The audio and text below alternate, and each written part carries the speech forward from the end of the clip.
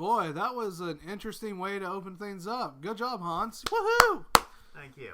All right, gang, welcome to another episode of Nevicast, the wonderful show where we talk about gaming, anime, and just about everything else in between. You guys know me. This is your boy, Fearless Billy Nwanda, out to save the day, get all the women, and hopefully get some riches out of this before it's all said and done. Of course, right next to me is our lovely delivery man, Adan. Yes, the delivery man, Adan. And, of course, right next to him, from the depths of horror, the graces of the Edo period, it's Hans. I prefer to think that I broadcast from an unknown location in deepest space, bringing the tunes live to you cool cats.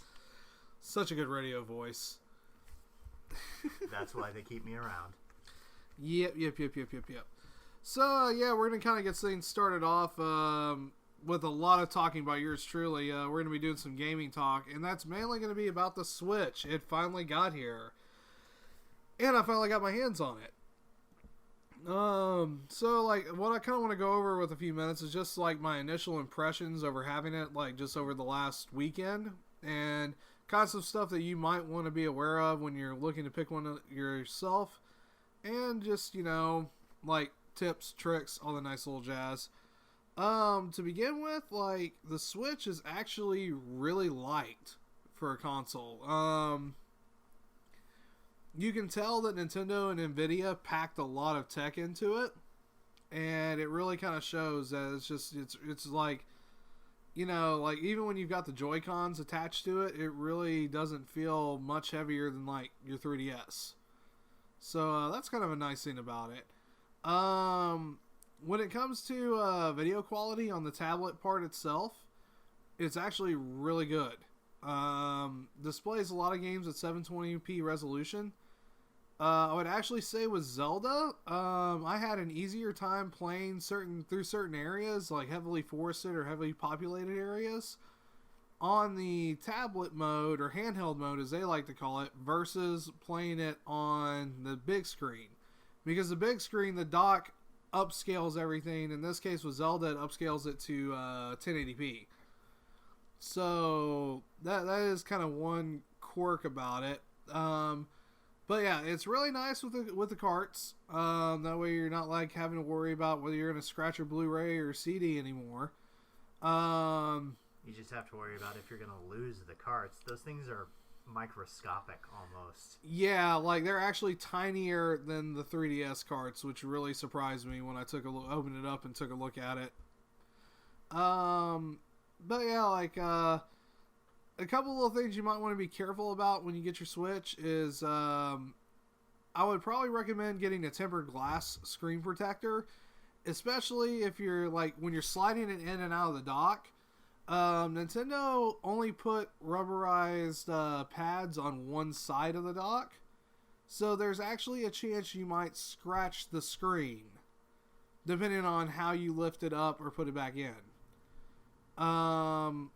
Which is kind of a really silly development oversight. I mean, there's a lot of stuff about this console where it just makes you really think that this thing came out way too hot, way too soon. And that they were probably just launched it out this early so they could avoid Project Scorpio, which is supposed to be out later this year from Microsoft. What is Project Scorpio again? It's the new upcoming Xbox console. Basically, Microsoft, I think it's their Hail Mary. Since the Xbox One got trounced so horribly in the media and everywhere else for the last few months, which is making Hans very happy. He's kind of giving the good, let the hate flow kind of look right now. Leave the dark side voices to me. The Microsoft shift burns to the ground, and I celebrate. But yeah, to be fair though, I do really want to play Killer Instinct on the Xbone. So, not complete fanboy, but death and doom. Good times with weapons. But yeah, the other thing about the Switch is that get yourself I would get another AC adapter. Now the thing about AC adapters is that you don't necessarily have to go buy the Nintendo approved one. You can get a what's called a Type USB-C connection, that kind of a cable can work just as fine. And, you know, the only things you might have to check on are I would do your research into power adapters and power banks. But most of them should work pretty well with the Switch. Special guest commentator Wolfie, for those of you listening. Someone had to make the joke. Yes, someone indeed. He's very opinionated, but his limited capacity with English does make it difficult to get him to opine, especially when we so thoroughly desire his opinion. Unless he's sitting on top of the amiibo the amiibo shelf, then he'll blast his opinion out for everybody else to see. Naturally. But yeah, like there's a lot of neat things with the Switch. I mean, like, am I the type of person that would say, like, you know, it's a super immediate must buy? No. Like, my main reason for picking it up was to be frank, was that it was going to be the best way to play the new Zelda. So, and I'm excited by the potential. But if you're not really a fan of Legend of Zelda, just wait. Give it a little bit. You know, there's Mario Kart coming out next month. There's Super Mario Odyssey later in the year. Fire Emblem Warriors, all that nice little jazz. So yeah, you know, just it's not something that like is the necessary super burning hot tech, but you know, like I said, I wanted a neat way to play Zelda, and it's pretty neat for what it is. So that and our fearless Billy Nwanda is quite the Nintendo fan. So whither they go, he will follow. This is true. So yeah, that pretty much wraps up our gaming talk for the most part. If you guys have any questions on the Switch or anything, any other like impressions, like issues, whatnot, stuff that you've reported, drop us a line. You can leave a comment either on the SoundCloud or even drop by our website at nevideblegroup.com, you know, and yeah, we'll get you going. So at this point, it is now time for Adan's Corner, where our delivery man will come up and he will express some topics that's just striking his fancy. Yes. So right now, I will go back to last show's topic because I'm a perfectionist and I thought I didn't do a good job about really explaining what I wanted to say. So I will spoil stuff because I cannot describe the show without spoiling the show, and the show is Psycho Pass. So what I think is important of the show, who's the name of the writer? Gennaro Bochi. Okay. So there are a couple of themes that I think he addresses, which I think are worthwhile thinking about, or at least looking at a second time if you want to see the show or have seen the show. I think one approach that I think he does in a different way is nature versus nurture, because there are two protagonists in the show that are opposites. So if you heard the last show, I explained that there is this futuristic Tokyo. Is it Tokyo? Or Japan? Yeah. Japan? Futuristic Japan. And so there's a system that tells you whether you are... It's a software that tells you whether you are sane or insane. And it tells you everything that you will do in life. So it will tell you, okay, you are best suited to be a blue-collar worker, you're best suited to be a police person, you're better suited to be an architect, etc. So the civil system tells you what you are going to be throughout your life. So you don't have to worry about anything. And they have the inspectors, which are the policemen, and the enforcers, who are the latent criminals. So they are the hounds of the inspectors, and these are people who are, according to the civil system, insane, but sane enough to help the inspectors. So the reason why I'm explaining this is because one of the inspectors that is chasing the villain, who is a psychopath, both don't elicit any reaction to the civil system. The civil system reads their psychological readings as sane. And one is a psychopath, and the other one is clearly sane, and nothing that happens throughout the show changes their readings. So, in my opinion, what the writer of the show is saying is that some people are born with very, very determined characteristics. So it doesn't matter if you are born in a family that gave you a lot of love, or if you grew up in an environment where you didn't need anything because you had a roof and food and everything like that. It doesn't matter, because you're going to be if you're born a psychopath, you stay a psychopath. It doesn't matter what the environment does to you. So I think that's an interesting thing to ponder. In my experience, in my opinion, I think he's right. I think you're born with a very defined set of characteristics and a very defined personality. The other idea that he plays around with is the idea of soul versus science, or something that is very material.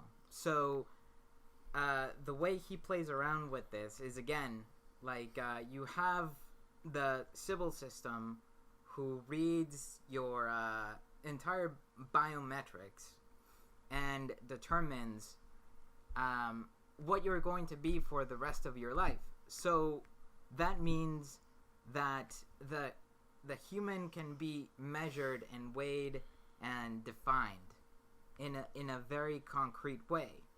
So there is no room for a soul.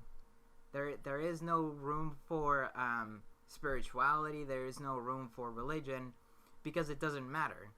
That is superfluous, which is another interesting thing to think about. And part of what the show does to expose or to express this idea is that the psychopath, the villain of the show, is giving the people, like other characters in the show, tools to express their humanity in the darkest ways possible. You know, that is torturing people, killing people, etc. So the other thing that he does with the show is philosophy versus psychology. Throughout the show, the characters throughout the show throw out names like Pascal, like Plato, what else? Ah, crap. Okay, anyway.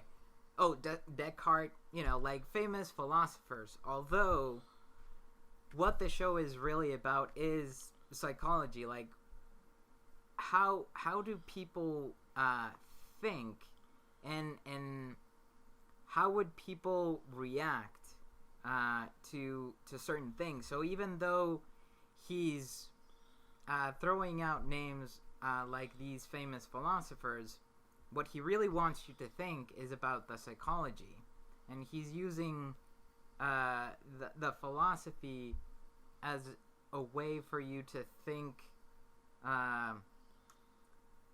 to a certain extent like the opposite. So he uses, whenever he throws out the names of the philosophers, another character in the show ridicules these philosophers in ways in which the character is shown its psychology. So when a person is, there's a scene in the show where a person is taking the identities of the avatars in the show, because this is a futuristic show and there are forums, and this person starts killing the people who are using the avatars. And so the villain tells the person who kills these avatars is able to impersonate the avatars because the murderer himself does not have a personality. So it's easy for him to impersonate these avatars because he himself just simply switches from one personality to another. He himself is empty. And that's, in my opinion, I think that's the joke. So the person who's taking the avatars says that he is killing these people and taking the avatars because he's putting in practice Plato's idea of the perfect spheres and the perfect bodies. And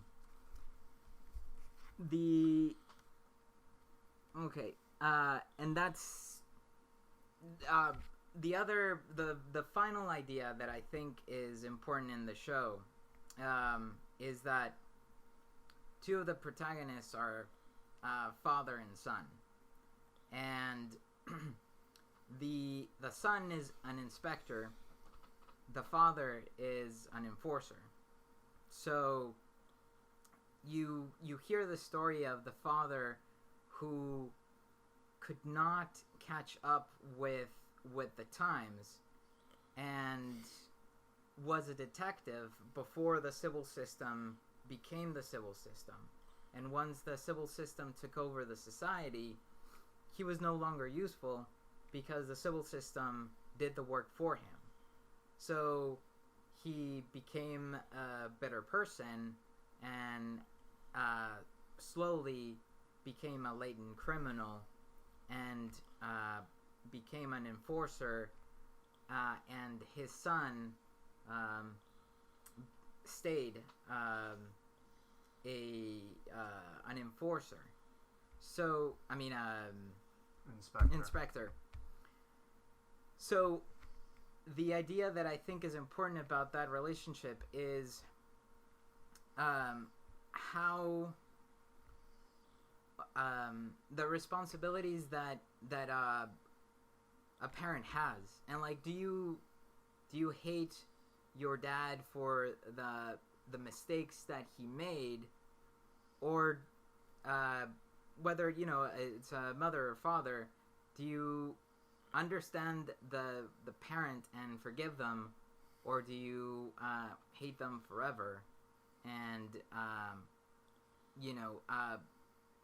become isolated from your feelings and from other relationships as well, because the enforcer does not have any friends, does not have a girlfriend or anything like that, because he shut himself off from his emotions and feelings after his dad became an enforcer.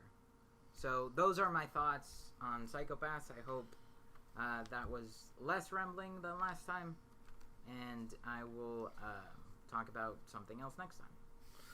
And as always, if you have any thoughts, questions, and stuff that you'd like to send over to Adan, don't hesitate to leave us a comment anywhere, and we'll take care of those and address those every week on the show. And yeah, so that was Adan's Corner for this week. Thank you. Much appreciated. We're too kind. Alright, so yeah, let's segue into some dank anime talk. And this week, the main news that I wanted to kind of talk about was that Gundam Wing is finally coming back. Woohoo! Yeah! Yeah, Nozomi Entertainment, which has actually been partnering a lot with Bandai and a lot of their recent Gundam releases, have finally decided to bring the series back on Blu-ray and DVD just in time, with Gundam kind of getting a little bit of a resurgence in popularity thanks to Iron-Blooded Orphans. So yeah, for a lot of you first-timers who have really only gotten into Gundam with, Iron-Blooded Orphans, now's your chance to watch all that hot Bishonen action with some, really cool Gundam designs in there too.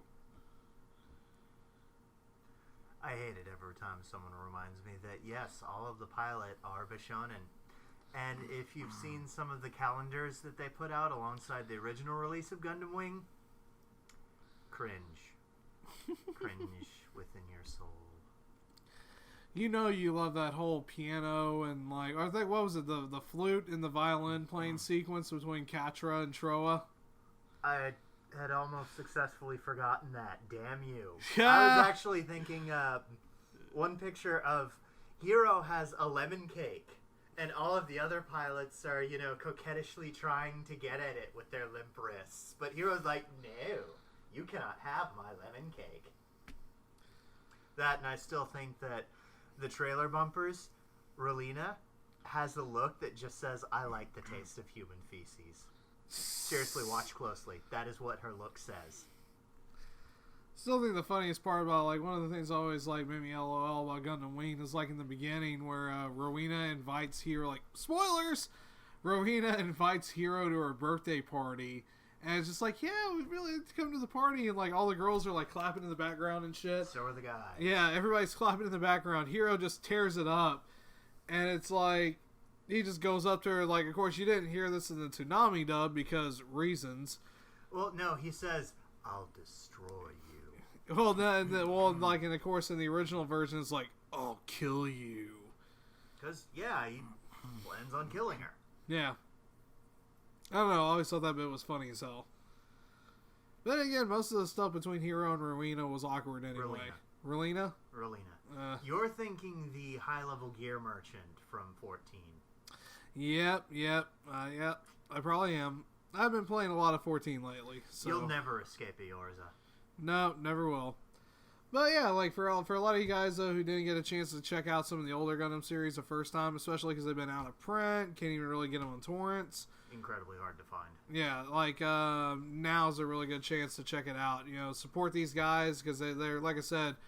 They're especially after Bandai Visual folded here in the States, there's not really been anybody in years that have been really committed to getting Gundam out back here to the States. So it's really cool that these guys are taking a chance on that. So yeah, coming out I think here soon, and yeah, man, show them some love, show them some support. Something else that kind of wanted to talk about that came out recently was a certain CG animated film called Gantz Zero. Now, I don't have any personal stake in this because I'm not the greatest fan of Gantz, so I just barely know the story. So I'm going to let Adan and Hobbs kind of take the conversation from here. Take it away, guys. Gantz Zero is actually kind of a misnomer. It takes place well after the anime series is over and kind of plays with your expectations in that. There's a bit of a twist ending, which had you read the manga, you would see coming. And all in all, I thought that, yeah, they don't give the aliens the usual introduction that they did throughout the previous parts of the manga and in the anime itself. And the designs of the monsters, I actually think I saw a few of them in a couple of chapters of the manga, but I can't be certain because it has been forever and a day and I just retain the basic story structure. But the aliens are a bit different than you'd expect. All in all, I thought that the CG was really good, but that is, to be fair, after I had just watched the 2016 Berserk series, which has horrible CG and Barbie doll characters. So, I also saw Gantz Zero, and I think the characters that you refer to are the heads that just randomly roll around throughout the show. There's also the full-on raging demon that's the final boss. Yes. So, I did not enjoy it because, and I thought it was a waste of my time because it doesn't offer anything really, like, relevant. I mean, it doesn't have any story. It doesn't have any plot. It's like just people running around in suits with guns and killing aliens. That's it. Welcome to Gantz. The anime show was not like that at all. Yes, it was. No, it was not. It was exactly like that. No. The entire premise was, they've died. They come back. Now kill these aliens, you bastards. Yes. And there was a story behind each character. Yeah. Yes. And those characters are from the manga. Like, the Jugs, referred to. Mm-hmm. Reika. Yes. She appears in the manga shortly after, I think it's right before they meet the Osaka team. Baldy, Suzuki, the old guy, also shows up at the exact same time. They kind of form a unit because they both feel that they're not up to the standards set by Kurono, so they band together to just survive in the game. They have no thoughts of shooting forward or getting out, etc., etc., etc. They're just there, oh shit, this is bad. And for some reason, Nishi is back, which I don't remember him ever coming back, but he's there for the same reason he is in the anime series, to prove that, hey, this is really fucked up, and it takes a certain kind of fucked up to, quote-unquote, excel at this. Mm-hmm. Also, he's kind of a dick just for the sake of being a dick. Yes. So, Kato is the exact same character he was in the anime. And he actually, through his character arc, he influences Kurono into the Kurono that you see briefly at the beginning of the movie. So there's plenty going on. You don't... That is if you paid a lot of attention to the anime, but for someone who's watching this movie and wants to see, like, the development of any character, you don't see any plot whatsoever. Like, it's just people in suits shooting aliens, but you don't see, like, the story of the actress. You just it's mentioned briefly, and you just it's just briefly mentioned that she died in a car accident, but you don't see that. You don't see how the old guy died. You don't see anything of the backstory. You don't see why people are there in the first place. In other words, the thing is, Kato getting murdered again is about all you need as far as backstory. I will admit that it is more of a love letter to the fans as opposed to getting new people in on the fold, and I'm totally okay with that because I will contend until my last breath that Gantz gets infinitely better after the anime ends. And that's another thing with the Osaka team they have there. In the manga, they are all sadistic shitheads. Although I don't remember the Bob Cut girl being in the manga. I will say that her fate is kind of predictable considering what you're watching. So it wasn't a perfect movie, but I would not shit on it half as much as you are. I think the thing, like taking a middle stance on this, like, just because I haven't seen this flick, but from what y'all are both telling me, it really kind of reminds me of Final Fantasy VII Advent Children. Actually, that is a damn good... Which is one of those, it's a very divisive flick in that if you're invested in the story of Final Fantasy VII, you're going to think, like, it's pretty much the knees bees. And a formal apology for Final Fantasy Spirits Within, which was trash. But if you're not really invested into the story, you haven't heard a whole ton of it, or you've only read like some minimal stuff on Wikipedia or whatnot, and then you watch this flick, all you're really seeing is just 2 hours. Like, I think it came out to like 2 hours of director's cut, like just 2 hours of just kind of CG nonsense. You know, like you're not sure what's going on. You're not sure what a lot of the motivations are. Sword fights. What more do you need to know? Keep it simple, people. Right. Guns, aliens. Keep it simple, people. Yeah, so I can kind of see where Adan's coming from a little bit on this. Because, like, I'm pretty sure, Adan, have you watched a lot of the Gantz stuff before this film? Yes. I saw the anime. You saw, okay, so you saw the anime. That was your extent of it, though. Okay. And I can't read manga. I can't, so... Yeah. Sorry for those manga fans. Okay, so yeah, well, I mean... It kind of tells you what happens. Yeah. Like, the big reveal were the options when you get 100 points. I see. Yeah. Well, yeah, that's kind of an interesting take. I agree with you. It was very predictable towards the end. It's like, oh, man. Really? Like 45 minutes of this? God. Yeah, so yeah, pretty interesting deal on that. Like, kind of like a take we wanted to share on that one. Well, they had to make his options obvious, because he's given 3 options, but knowing Kato, you know which one he's going to pick 10 times out of 10. Yeah. And, although, I don't know, and another thing that I might I might just point out, not even as a criticism, because I don't think it's terribly important, but I think that bringing back Kato is a little too forced, in my opinion. Like, oh man, you die again. Oh man, what are the chances you die a second time? People die all the time. He's got a hero complex, so he's going to throw himself into those situations. It is a little ham-fisted, but it makes perfect sense for the character. Yeah. Now, someone like Suzuki or Baldy, if they ever got out, I can guarantee you that only old age would put them back in. Yes. I think that, like another good idea. I mean, if you saw him from the anime and the manga, I don't think we need to see him again in the movie. Like, I think he could easily be replaced by another guy with an equally But that's the big... point of the movie. Yes. To have him, even though he got out, he got off scot-free, he's such a Boy Scout that he would go back in to get everyone out. Yeah, that's lame. Wow. Yes.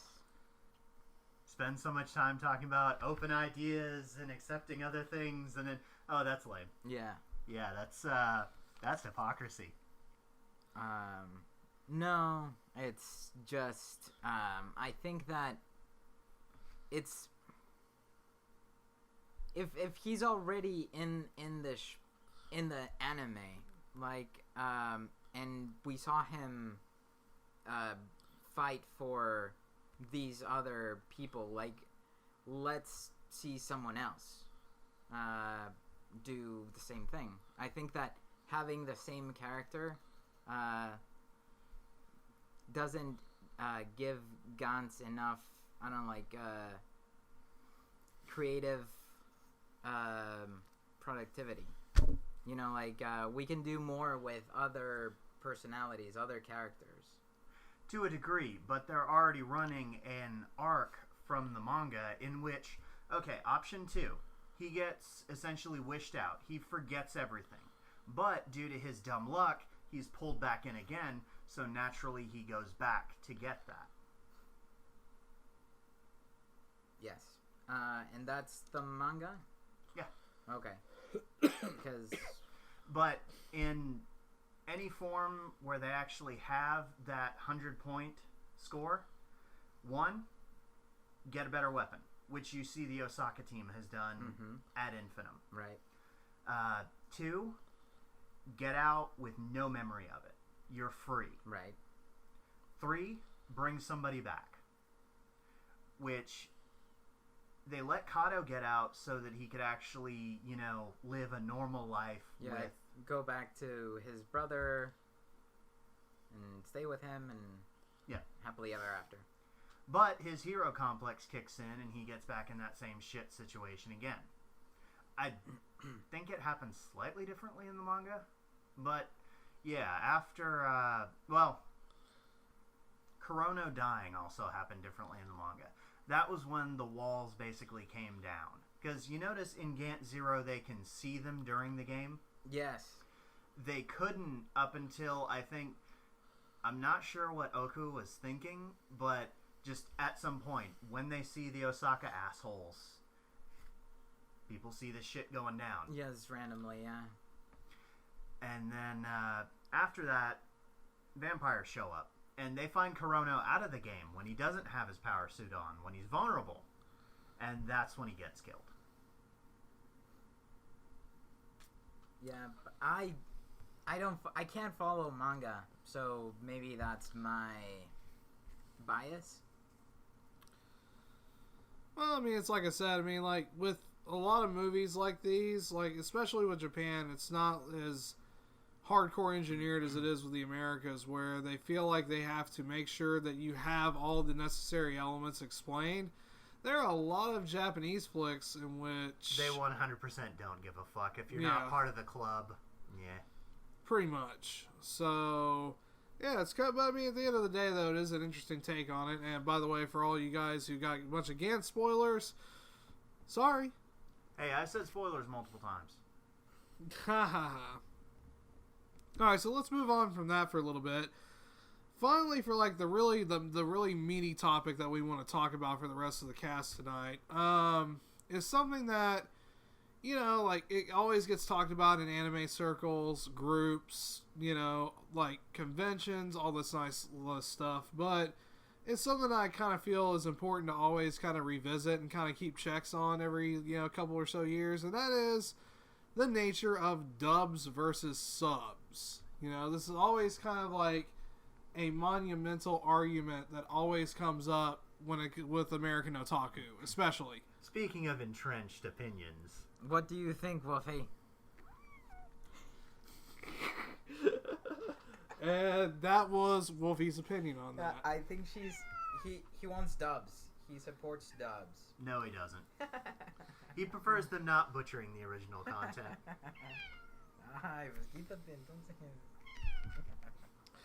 Anywho, now that we've gotten Wolfie's opinion upon this, let's kind of like talk. Yeah, we're done.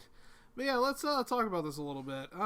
Because in the beginning of the anime age, you know, dubs were really, really horrible. You know, there wasn't too many crews that had experience doing it. They didn't hire actors, they just hired the janitor because he was right there, and he would work for the nothing that they had available to pay him. Yeah, I mean, so in the beginning it was just really kind of rough, so, but at the same token, you had no other way of watching it, other than, like, going around the street and hoping that somebody had fan subs around to where you had subtitled content. Or bootlegs. Oh yeah, bootlegs. They're basically the same thing, you know? But then you run the risk of Hong Kongese dubs, where they have a working knowledge of the English language, but it's not quite up to par. Where you get gems like, be careful, Mingmin, his gym skill is pretty good. Yeah, but I mean, like, for a lot, but especially like in the 80s and 70s and whatnot, what fan subgroups did exist at that time were actually pretty decently dedicated to the craft, especially for those that invested in all the equipment that you needed and whatnot. So, it's kind of one of those deals where if you could get it, you were gold. You had like the piece of the pie right there if you could get fan subs. You had an original Star Wars Laserdiscs on your hand. Yeah. But for everybody else, though, we kind of had to rely on dubs. And dubs got a tiny bit better in the 90s. A little bit. They were still gym skill.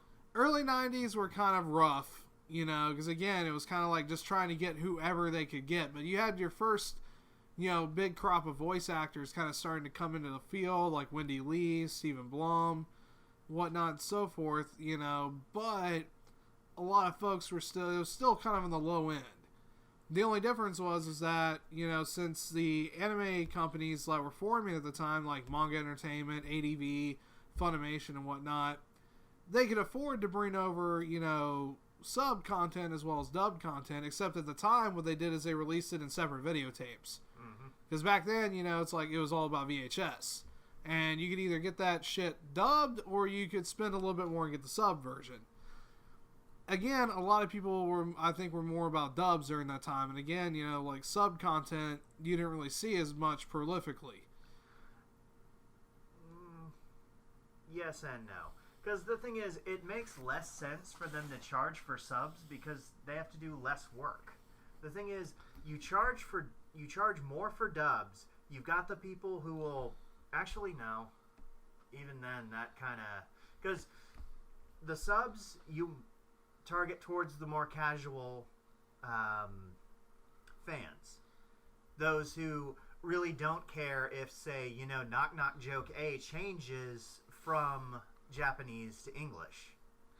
So the thing is, you probably want to try to get them a lower price point since their interest most likely isn't as high.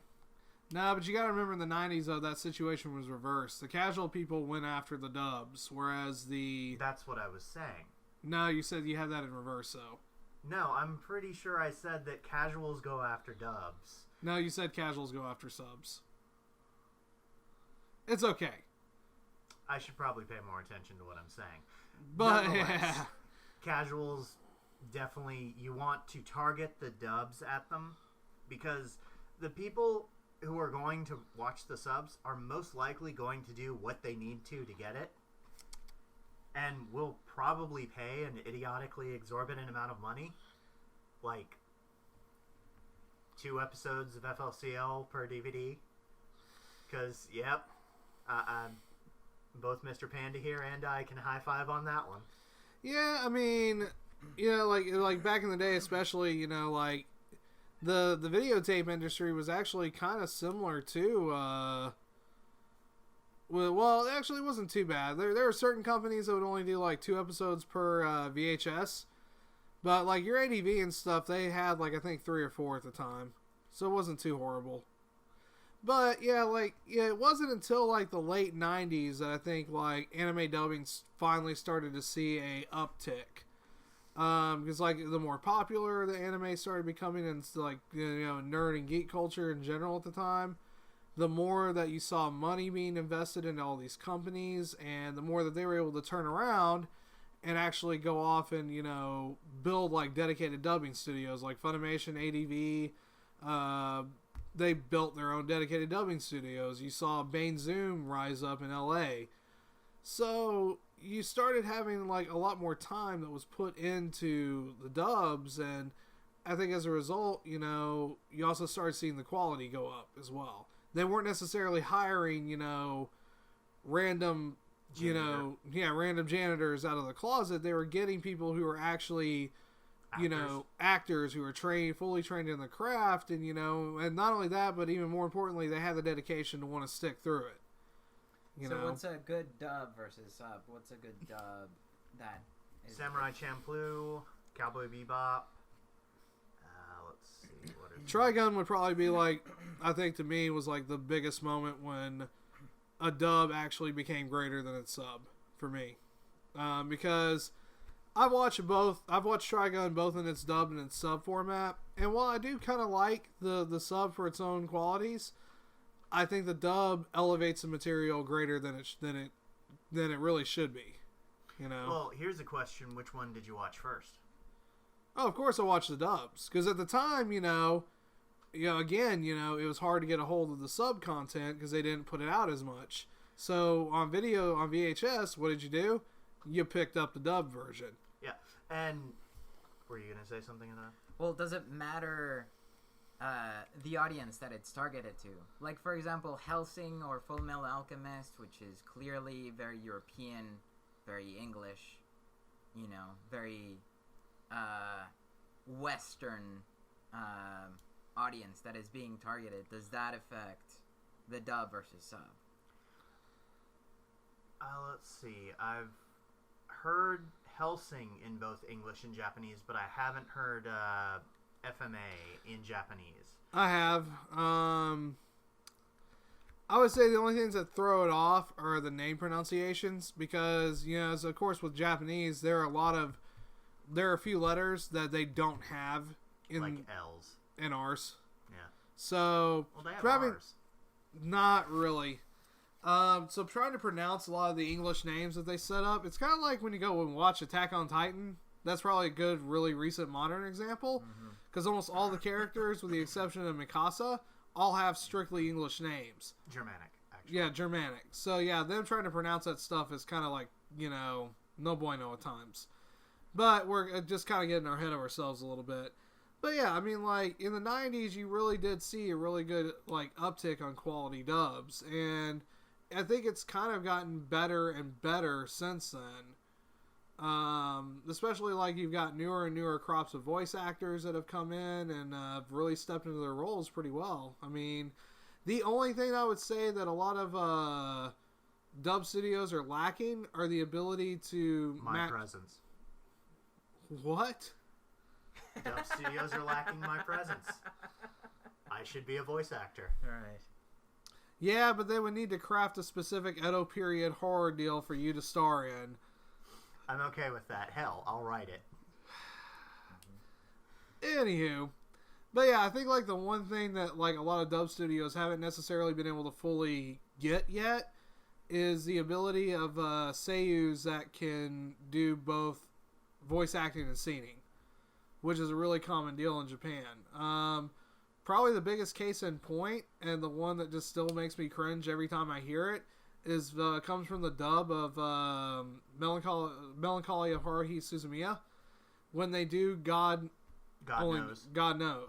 Yeah, I think it's God Only Knows. God Only Knows. Yeah. Yeah, like the sub, like of course, like is just like an amazing like deal, but when they try to do it in the dub, it's just like, oh dear God, why couldn't they come over and can't sing?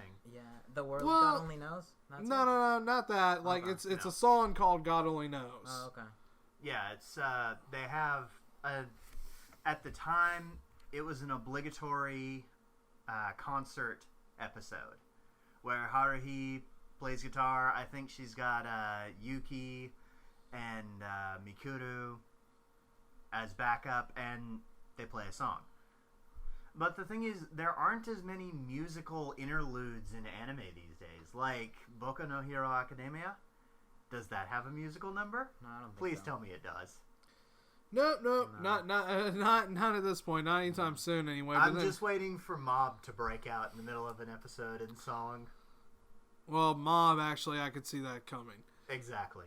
But yeah, I mean, like that's kind of. But I think that's if they could get that down, if they could get more voice actors and actresses that are more willing to do the singing stuff as well as the acting stuff well, I think they could finally that would be like one of the missing pieces of the puzzle, so to speak. Yeah, I would agree because I've actually seen a couple of shows dubbed in Spanish. Believe it or not, there's an audience for anime in Latin America and the Spanish-speaking world. I know, believe it. So, believe it. Yeah. Speaking of bad dubs. Yeah, exactly. Believe it. Sorry, go ahead. The actors, like at times, like really flop. Like, you know, like it's way too forced, like in the anime, just because the way the mouth moves, they have to fill it with something. And in Spanish, it sounds ridiculous. It sounds like absolutely absurd, and it's like, oh man, it's horrible. So I agree. I mean, it's all about the investment that is put into actors and companies themselves. Yeah, well, in the case especially, like, I know with a lot of Espanol material, I have a feeling it's probably one of those, like, we can either, like, put some decent in this, or we can just go hire some folks that were just recently in our telenovela. Hey, let's go get the guys in our telenovela. Yes, exactly. I have a feeling that's probably what's happening. Because, like, I've watched some telenovelas before, and I'm just kind of like, oh my goodness, I don't even have to know Spanish to know that this is, like, absolutely cheeseball. Yeah, exactly. The example that I'm thinking of is The Adventures of Sinbad. Which just came out. It's a continuation on Magi, the Labyrinth of Magic, and the Kingdom of Magic. The third season, is The Adventures of Sinbad. That came out in Spanish, which is new. So, did they do seasons 1 and 2 in Spanish, or did they just say, fuck it, let's skip to 3? Yes, they just said, fuck it, let's skip to 3. That's another thing when you get media translated across. It's like, hey, let's not bother to give them any context. Just fuck it. And you are complaining about Gant Zero not having context. Well, the thing is, I think with Sinbad, they kind of can get away with it because he has his own show. Like, you can start off with only Sinbad, whereas with the first and second season, like, it was this guy, what's his name? Wasn't it Aladdin? Aladdin. Yes, Aladdin. And Alibaba. So Alibaba, like, he has to go into the second season for it to make sense, but with The Adventures of Sinbad, it's like, okay, fuck it, we can start here. It doesn't matter. We can just give him another bad comedy In other words, show. it's kind of like a spin-off. Yeah. Almost. Okay. Yeah, that makes sense.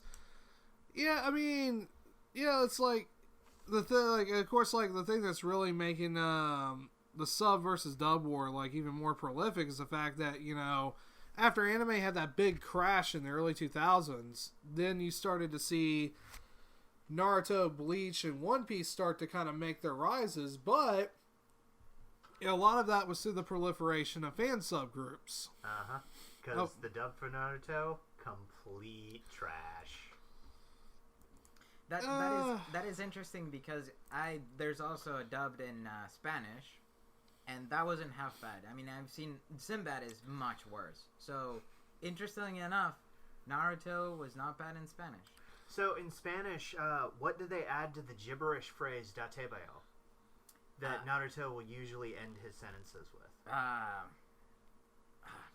Yeah, I forget. I'll bring it up next time. Okay, because really they should just leave it. It's a gibberish word that he says to make his speech stand out. Don't make up some bullshit phrase for him to say, like, believe it, or don't ya know. Yeah. Actually, if Naruto said, don't ya know, after everything he said, I would appreciate that more. Yeah. I'm gonna become Hokage, don't ya know. That's right. Jeez. Yeah, so, I mean, like, you had those subgroups start up, and that kind of led to, like, of course, Japanese companies started taking an interest again. The industry had consolidated enough to where you pretty much now have Funimation, you have Sentai, and you've got a couple others. You got a few others that are just, like, independently, like Aniplex. Like, I would consider Sentai, Funimation, and Aniplex to be, like, the three major players at this point. Whatever happened to Viz? Viz they're still around. Really? But, I mean, like, the thing with Viz, though, is that they were the Ranma house for a long time. Then they were the Inuyasha house for the longest time. And now I think what's going to happen is they're going to become the JoJo's house. The house that JoJo built. I would not balk at this. Yep, pretty much.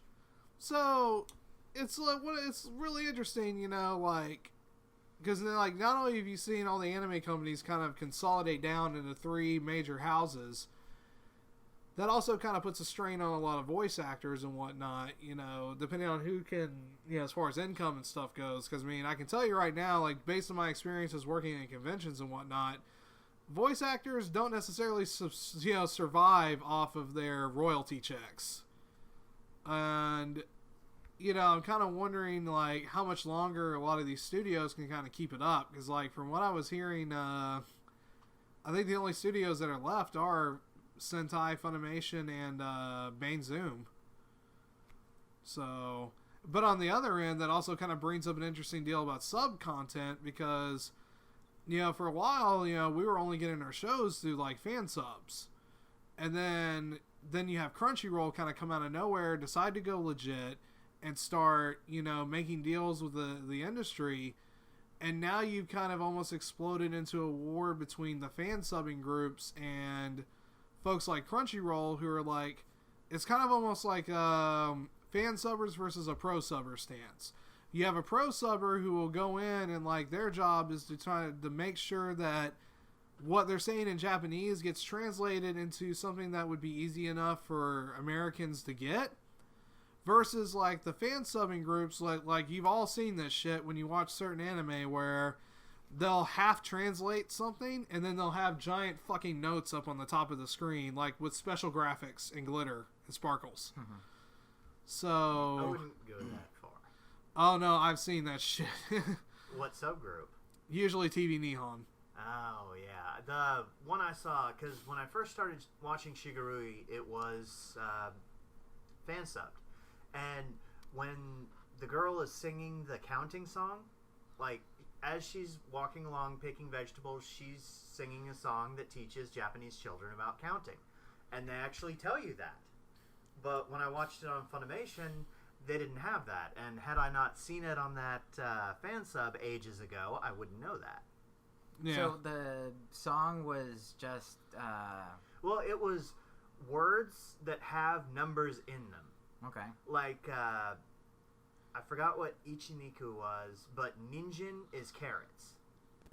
But it has ni for 2 in it. Oh, I see. So, like, she was just saying, like, 2 carrots, No. one apple. She was just saying whatever the first one was, carrots, sanjaku, which I forgot what that one was, but she was saying the words. Oh, in Japanese, but speaking English. No. Just Japanese? Okay. She was singing in Japanese words that happen to have numbers in them. Okay. Like, a very bad example, like, one night stand, 2 something, threesome. Obviously, I'm using really bad examples, but you get the idea from that. So in the subbed, it's clearly Japanese and it's counting the numbers, like in the subtitles. And in the dubbed, did she sing in Japanese? Did she still? I don't know. I didn't watch it dubbed. Oh, okay. I'm talking about pro subbers versus fan subbers. Okay. Because the entire time she was singing in Japanese, and they subtitled it faithfully, but the fan subbers had that note at the top telling you that each of the words that she's saying contain numbers. This is a song taught to children to teach them how to count. I see. Okay. I get it. And point I've been wanting to make is, no matter your preference, your hardline stance on dubs versus subs, most of the time it comes down to what you saw the show in first. Like, going back to Gundam Wing. I first watched it on Toonami in English, so when I tried to go back and watch it in Japanese with subs, I couldn't because Duo sounded like a gopher.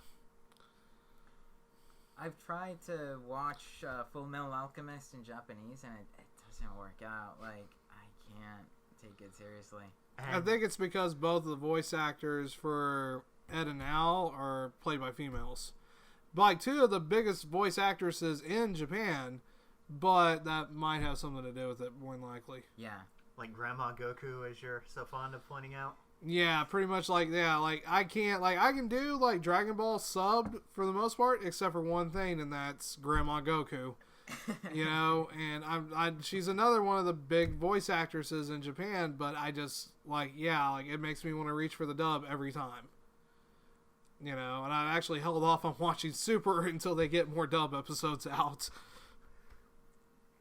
So, has anyone watched Diabolic Lovers? No. Okay. So, No.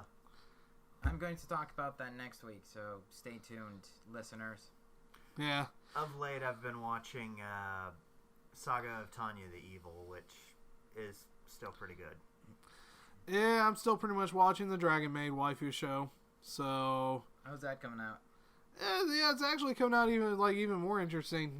Adding in more, not like adding in layers of complexity, just more laughs.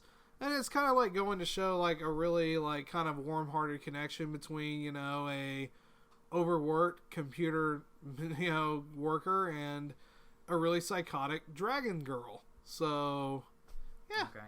good times with weapons. Everyone should pitch in for their own Dragon Maid waifu. In fact, I think that we should contact Kyoto and get them into bed with a robotics manufacturer to make some form of Persicom. I mean, do we need another fucking iPhone? No.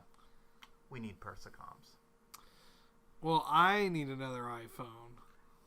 But what if your Persicom is not only attractive woman with an iPhone, like in her forehead or something? I don't know. Let's ask Wolfie about this. What do you think, Wolfie? No? No. Yes, no, maybe?